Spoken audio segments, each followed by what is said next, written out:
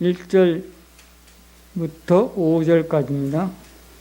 신약 304쪽입니다.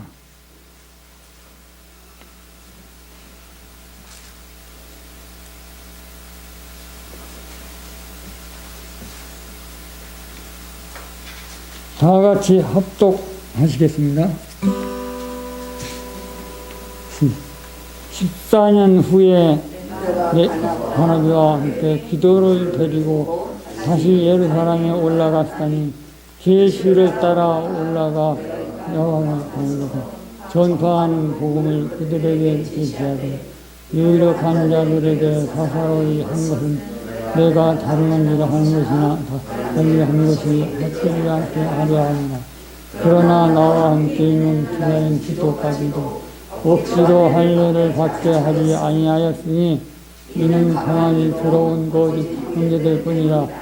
그들이 마땅히 들어온 것은 그리스도 예수 안에서 우리가 가진 자유를 엿보고 우리를 종으로 삼고자 하노로되 그들에게 우리가 시한테도 걱정하지 하였으니 이는 그 보험을 항상 너희 가운데 있게 하니라. 아멘.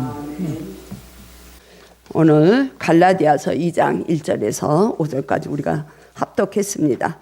10절까지 말씀을 가지고 복음이 주는 자유에 대해서 우리가 함께 은혜를 나누고자 합니다.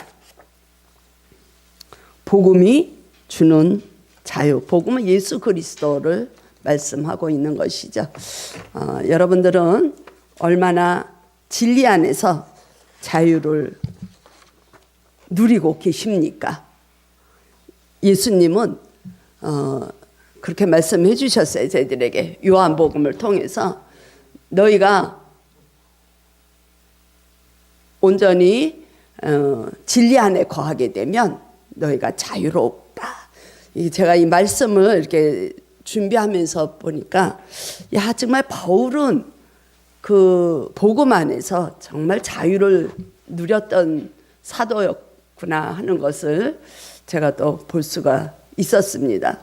우리 그리스도인들은 진정으로 우리가 가지로 그 포도나무이신 예수 그리스도가 연합이 돼서 그냥 뿌리를 내리고 있다면 우리는 그 안에서 자유로워야 돼.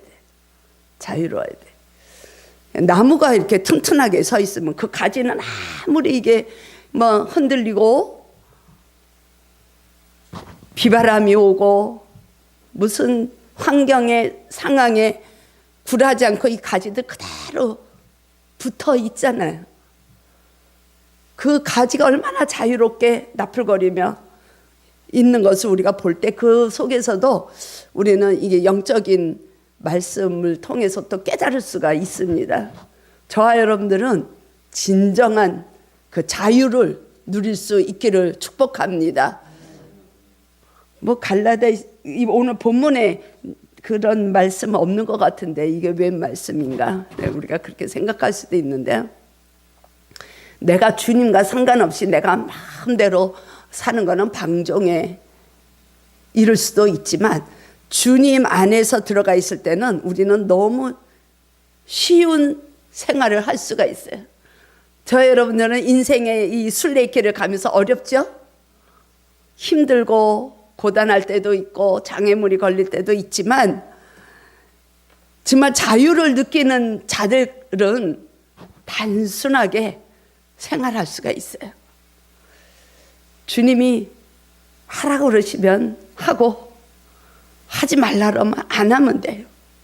평화를 누리라 그러면 우리는 평화를 누리도록 애쓰고 나가면 되고 두려워하지 말라 그러면 우리는 두려워하지 않기를 믿음으로 구하고 나가면 돼요. 우리 단순한 삶이 이 신앙 생활에 큰 도움이 되는 것을 알 수가 있습니다. 이 바울은 제가 첫 시간부터 갈라디아서를 처음 우리가 공부할 때부터 말씀드린 것이지만 왜 갈라디아 지방에 있는 교인들에게 이 편지를 보냈는가? 이 초대교회는 늘 이 거짓 교사들의 그 유혹이 늘 있었거든요. 이 갈라디아 지방만이 아니라 뭐 정말 에베소 교회들 봐도 그렇고 안디옥 교회에서는 뭐 그런 일은 없었지만은 이게 복음이 이방 땅으로 흘러가면 흘러갈수록 이 유대 정통 지도자들이 주장하는 게 있어요. 무엇인지 알죠? 우리 여러 번 말씀을 드렸으니까.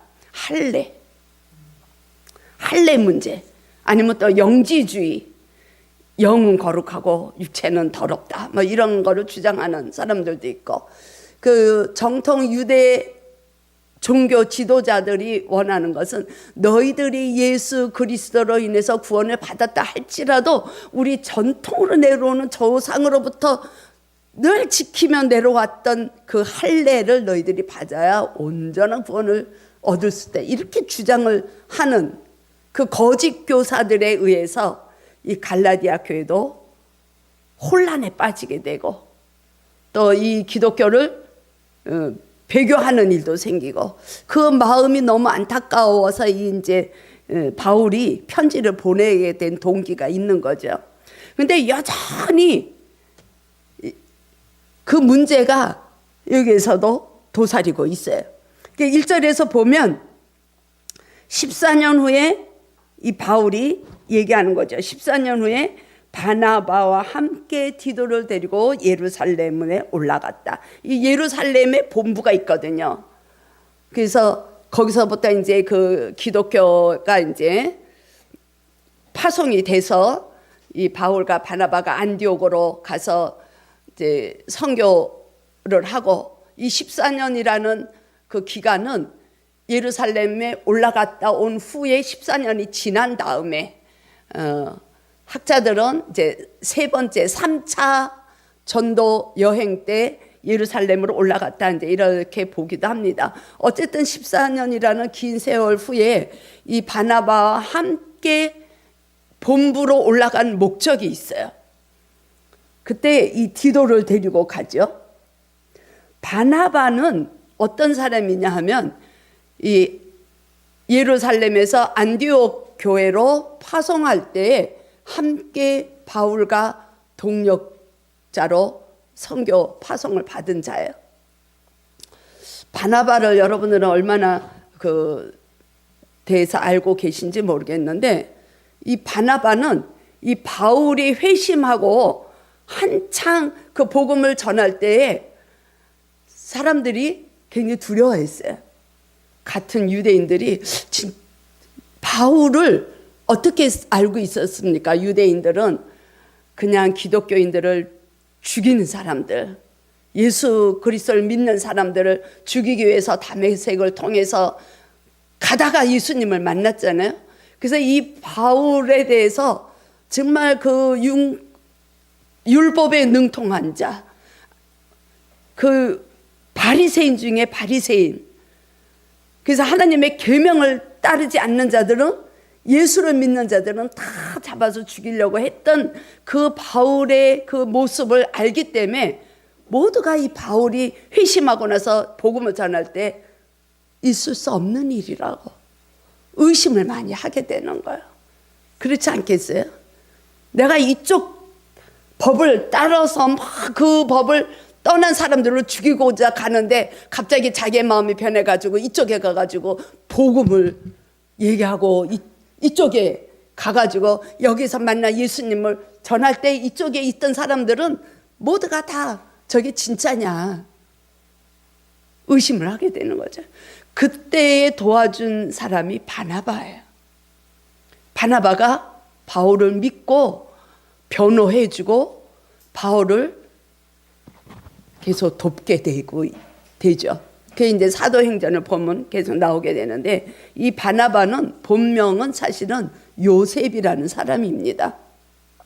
바나바는 쉽게 얘기하면 별명이라고 할 수가 있어요. 위로의 아들이라는 뜻을 가진 사람인데, 이 바울은 바나바는 성격이 너무 온유한 성품의 소유자예요. 그래서 이 바울과 함께 선교에 참여했던 동력자고, 또 바울을 많이 도왔던 협력자이기도 하고 그렇습니다. 그래서 그 사도행전 초대 교회 보면 4장에서 보게 되면요, 그 초기에 가난한 사람들이 많이 있었거든요. 그래서 이 교회가 그 가난한 사람들을 구제해야 되는데 돈이 없는 거예요. 힘든 거예요. 그때 이 바나바는 자기의 전 그 밭을 팔아서 교회에 내놓게 돼요.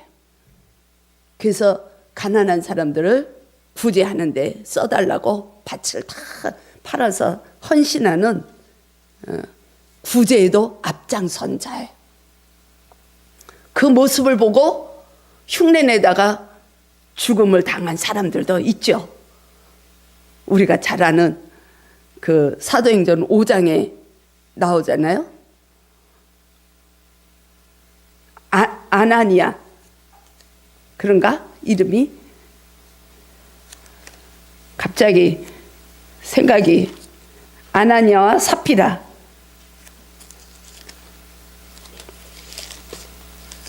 예, 맞습니다. 아나니아와 삽비라, 이 사람들이 그 바나바가 모든 걸 구제 헌금으로 내놨을 때 그 바나바처럼 자기네도 칭찬을 받기 위해서 자기네도 소유를 다 팔아서 이제 교회에 내놓는데 어설프게 온 마음을 다하지 않고 일부만 냈죠. 그걸 성경에서는 성령을 거스린 행위라고 이야기해가지고 죽음을 당하는 일이 그 사도행전에 나옵니다. 그래서 이 바나바는 이렇게 온유한 성품에 사람을 세울 줄도 알고, 그래서 이 바울과 그 선교 여행을 할 때 마가를 데리고 가요. 우리가 잘 아는 마가복음의 저자 마가는 이 바나바의 조카가 돼요. 그래서 우리가 잘 아는 그 성령의 역사가 일어났던 마가의 다락방, 120명의 그 성도들이 주님의 말씀대로 성령을 기다리면서 기도했던 장소가 이 마가의 다락방이에요. 그러니까 이 마가는 굉장히 부잣집의 아들이죠. 근데 이 바나바가 마가를 데리고 바울과 이제 전도 여행을 하다가 이 부잣집 청년이 힘이 들었던 거예요. 그래서 중간에 포기하고 와버려요. 그래서 이 일로 인해서 다음 그 전도 여행을 갈 때 이 바나바와 바울이 크게 싸우는 일이 나와요. 그래서 이 사도행전에서는 크게 다퉜다 이렇게 말을 할 정도로 심히 다퉈서 그 다음번에 전도 여행 갈 때 이 바울이 거절해요. 이 바나바는 마가를 데리고 가니까 한 번만 더 기회를 줘라.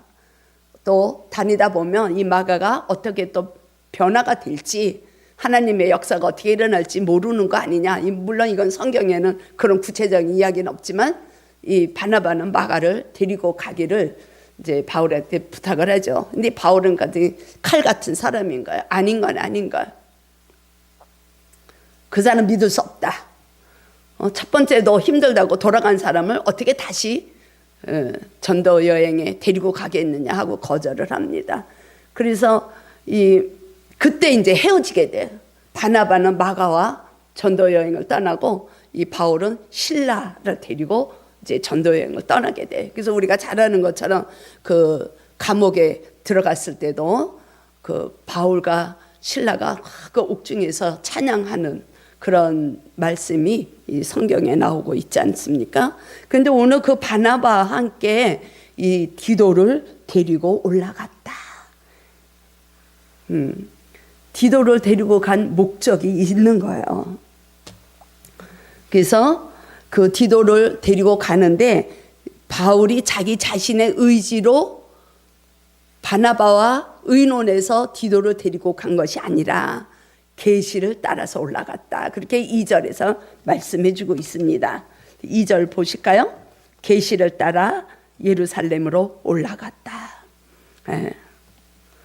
내가 바울이 이방 가운데서 전파하는 복음을 그 예루살렘 그 본부에 올라가서 그 유대 종교 지도자들에게도 그 전파하는 거지. 내가 전하는 복음은 바른 복음이다. 이런 것을 이제 증명하기 위한 일인 거예요. 그게 바울이 자기가 생각해서 디도를 데리고 간 게 아니라 그걸 증명하기 위해서 디도를 데리고 갔는데 하나님의 계시를 받았다, 이렇게 얘기를 하고 있습니다. 그들에게 제시하되 유력한 자들에게 사사로이 한 것은 내가 다름질하는 것이다.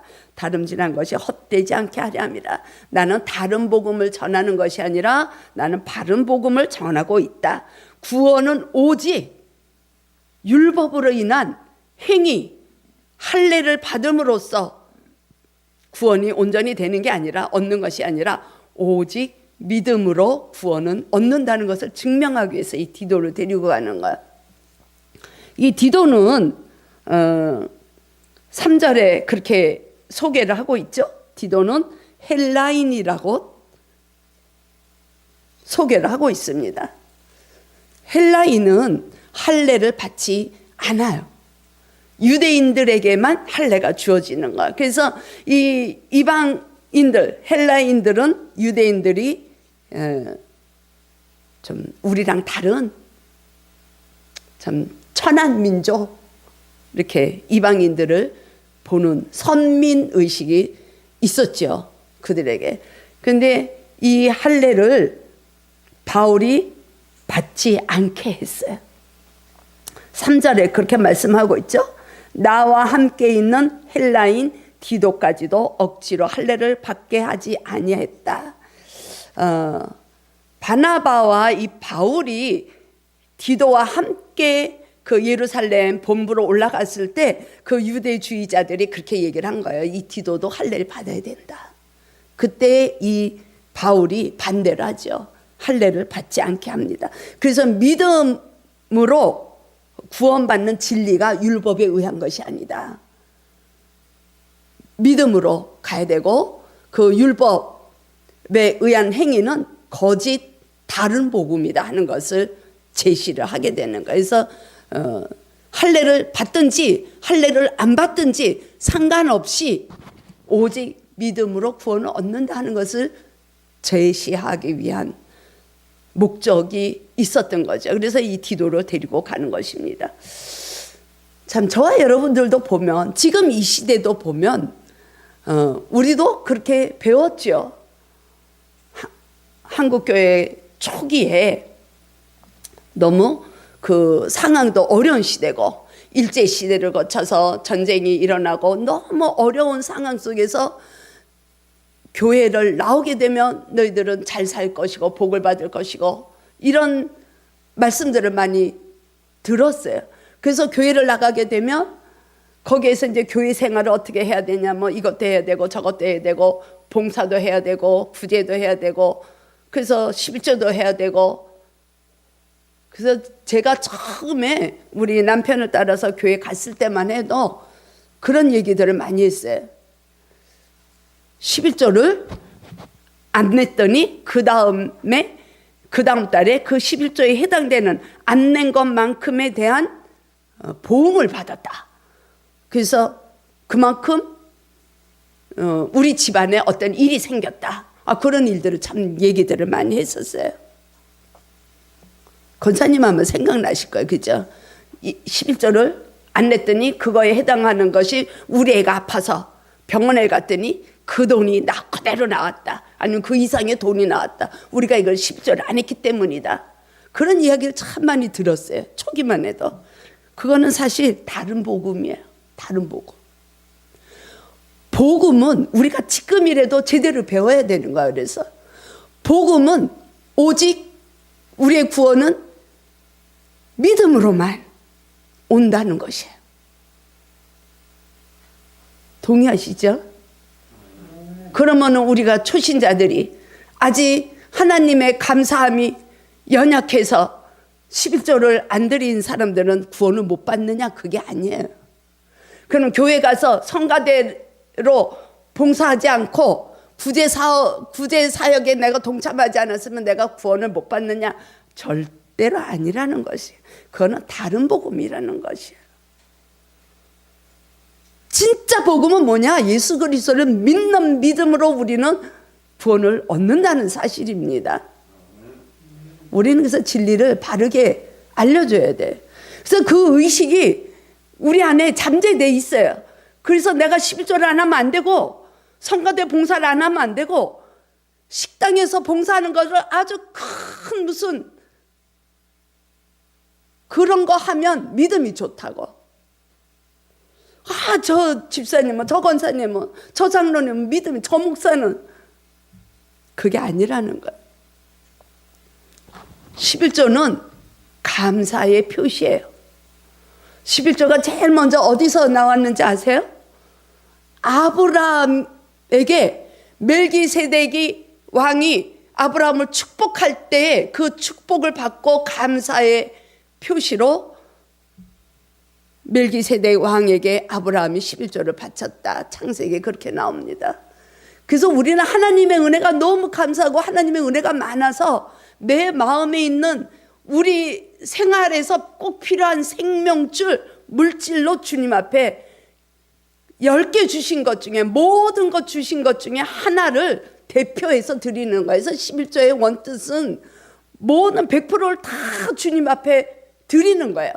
모든 것이 주님으로 왔기 때문에 저도 주님 앞에 모든 걸 올려드립니다. 그걸 대표해서 하나를 드리는 거예요. 우린 그걸 잘 알아야 돼. 그래서 어떤 사람들은 그렇게 얘기를 해요. 신약시대에 무슨 11조가 있느냐. 11조는 구약시대만 있던 것이다. 그렇게 얘기하는 목사들도 있어요. 신약시대에는 그야말로 예수님의 모든 것을 죗값을 치르시고 우리를 구원시켜 주신 100%의 주님의 은혜로 우리는 구속을 받은 자들이에요. 아멘. 예수님은 하나도 남기지 않으셨어요. 저와 여러분들을 구속하시기 위해서 그 예수님의 몸과 마음과 핏방울 하나, 물방울 하나 남기지 않고 모든 걸 우리에게 주신 분이에요. 우리가 구원을 공짜로 얻었다고요? 그렇지 않습니다. 예수님의 그 크신 값진 죄에 대한 대가에 의해서 우리는 구원을 받은 존재예요. 예수님을 통해서 우리는 모든 것 100%를 예수님이 하나님께 드렸기 때문에 우리는 구원을 받은 백성이 되는 거예요. 근데 11조는 이 신약에 와서는 필요가 없다고 얘기하는 그런 건 다른 복음이에요. 우리는 이 성경을 바르게 말씀을 배우고 바르게 말씀을 깨닫고 정말 아무리 목사가 강단에서 얘기한다 할지라도 다른 복음을 전할 때는 우리는 그거를 딱 거절할 수 있는 믿음의 소유자가 되어야 되는 것입니다. 그 분별이 없으니까 그냥 이 목사가 여기서 선포하면 다 그게 맞는 양 무조건 따라가면 안 돼. 그래서 우리는 성경을 알아야 되는 거예요. 하나님을 알아야 되는 거예요. 하나님의 감동으로 쓰여진 이 말씀이 예수님이 성육신 하신 거예요. 인카네이션, 성육신해서 오신 거예요. 말씀이 예수님으로 오셨다. 1장 1절 요한복음 1장 1절에서 그렇게 말씀하시는 거예요. 하나님의 감동으로 쓰여진 이 말씀이 우리의 인생의 길이 되고 우리를 빛 가운데로 인도하는 말씀이 되는 것이고 생명의 길로 인도하시는 말씀이고 진리인 줄로 믿습니다. 그래서 예수님은 나는 진료, 나는 길이요, 나는 생명 이렇게 말씀하시는 거예요. 그래서 예수님이 이 땅을 떠나고 가시면서 내가 다른 보혜사 성령님을 우리에게 보내주신 거 아닙니까? 우리들이 성령님에 의해서 우리가 기도하고 말씀을 볼 때 깨닫게 하시는 거예요. 하나님의 마음을 우리에게 주시고 하나님의 뜻을 우리에게 알게 깨닫게 하시고 그런 역할을 하시는 분이 성령님이신 거죠. 그래서 이 바울이 디도를 데리고 예루살렘에 올라가는 목적이 너희들의 율법에 의해서 조상들의 전통을 따라야 된다고 하는 것이 잘못됐다는 것을 이야기해 주는 것입니다. 그래서 저와 여러분들이 신앙의 이 여정을 갈 때에도 내가 무엇을 하려고 애쓰지 마세요. 그냥 주님의 은혜, 복음으로 우리는 살아가야 돼요. 그래야 기쁨이 와요. 그게 자유할 수 있는 것이죠. 제가 지금 우리 교회를 개척하고 우리가 소수가 모인다고 맨날 스트레스만 받아보세요. 제 마음에 기쁨이 있겠습니까? 제 마음에 기쁨이 없으면 우리 성도들에게도 그 기쁨이 흘러가질 않아요. 성도들은 그 강단에 서 있는 목사로서부터 이 축복이 내려가는 거예요. 하나님의 말씀이 저를 통해서 우리 성도들에게 그 축복의 길이 제가 통로가 되는 거예요. 근데 제 마음이 기쁨이 없고 맨날 근심 있고 두려움 있고 우리 교회는 왜 이렇게 작아? 우리 교회는 규모가 왜 이래? 우리 교회는 이렇게 물질이 없어? 이런 걱정을 하고 있다면 여러분들이 교회에 나와서 예배를 드리면서 하나님 앞에 쉼을 얻고 기쁨을 얻어가고 자유를 느끼고 이렇게 즐거워야 되는데 그 마음에 상한 마음이 돼서 이 교회를 성전을 떠난다면 얼마나 하나님이 슬퍼하시겠냐고요. 우리는 바로 알고 믿어야 돼. 그래서 힘써 하나님을 알으라고 호세아 선지자는 얘기를 하고 있는 것입니다. 제가 그 걱정을 한다고 저는 정말 1도 걱정하지 않아요. 1도 걱정하지 않아요. 통장에 몇 달치의 임대료가 있는데 왜 걱정을 합니까? 설사 없어도 교회의 주인이 누구세요? 누가 이 교회를 통치하십니까? 제가 이끌고 갑니까? 제가 통치를 합니까? 예수님이 교회의 머리이신 예수 그리스도께서 이 우리 성전을 통치하시고 여러분들 가정을 통치하시고 저희 개개인을 통치하시는 분이신 것을 우리가 믿는다면 우리는 그야말로 자유할 수 있는 거 아닙니까? 왜 우리는 그렇게 근심이 많고 우리는 왜 이렇게 맨날 슬퍼하고 왜 우리는 그렇게 뭐가 두려워가지고 내일 일은 내일이 알아서 걱정할 것인데 왜 오늘 내일 것까지 걱정을 하고 살아가는지